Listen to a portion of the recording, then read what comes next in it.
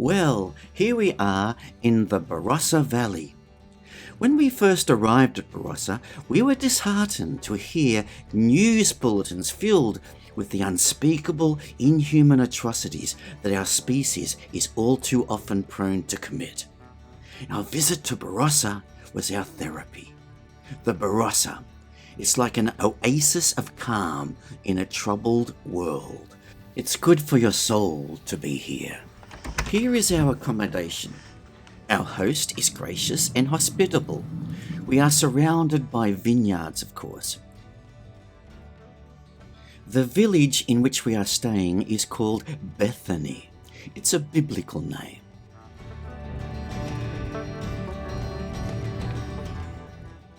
Bethany was the first German settlement in the Barossa Valley area. It was settled in 1842 by Prussian immigrants.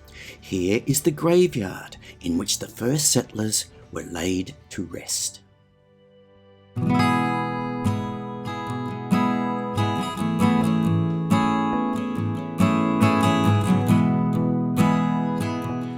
This town is called Tanunda. Tanunda is an Aboriginal word for watering hole, and there's no shortage of those. Here's a very distinctive one. It's called Chateau Tanunda. Chateau Tanunda was established in 1890.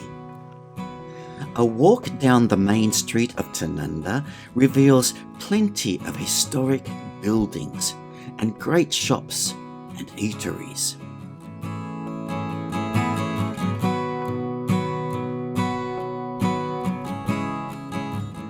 A walk down the side streets is just as rewarding. Look at these old, worldly, stately homes with their beautifully kept rose gardens. When I was a child, my parents never locked our home, and us kids could come home from school and would never need a key to get in. I feel that this town is that kind of place where you can walk the streets and feel completely safe.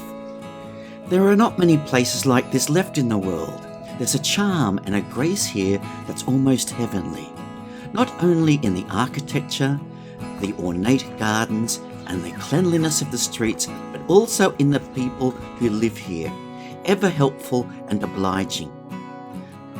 This is the town of Angaston. No franchises here. McDonald's, Kentucky Fried Chicken, Bunnings. It's the land that time forgot. No litter. One supposes that fairies come down at night to magically whisk away any rubbish so that there is not even a stray leaf or lolly wrapper to be found. The old adage, cleanliness is next to godliness, seems to apply here. A generosity of spirit is on clear display as you walk down the main street. For your aesthetic delight, roses are blooming everywhere, even on median strips. Lemons and limes available from footpath planters. Ironically, all this charm and grace that we see on display here had its origins in a group of people who came here to escape the same intolerances and prejudices that blight our world today. They were Lutherans who came here to escape religious persecution in Prussia in the mid-1800s. That explains why nearly all the churches here are Lutheran. And when they settled here, they brought with them grapevines to plant. God bless them. So that now the Barossa Valley is one of the most significant wine-producing regions in the world.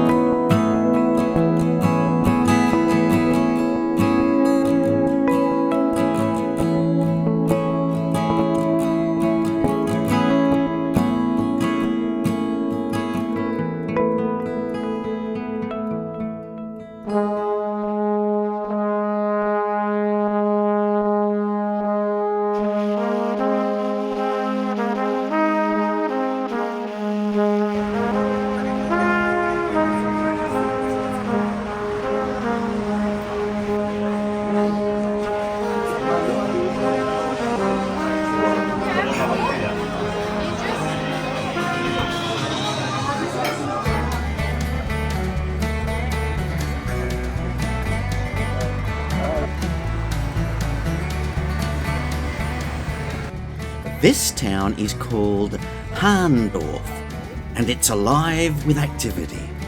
This is another town with a strong German heritage, and during the month of October, of course, it becomes festive. So get out your lederhosen, indulge yourself with a stein of beer, pretzels and Flammkuchen, and enjoy the Paar bands as they bounce you down the street. It's postcard pretty. The women on our trip were keen to visit Maggie Beers, which I thought was a brewery. But no, Wikipedia says that Maggie Beer is an Australian chef, food author, restaurateur, and food manufacturer.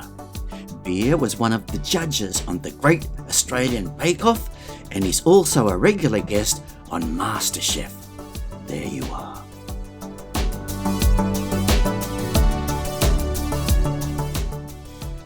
And so, have we enjoyed our time in the Barossa? Yes! Add it to your bucket list.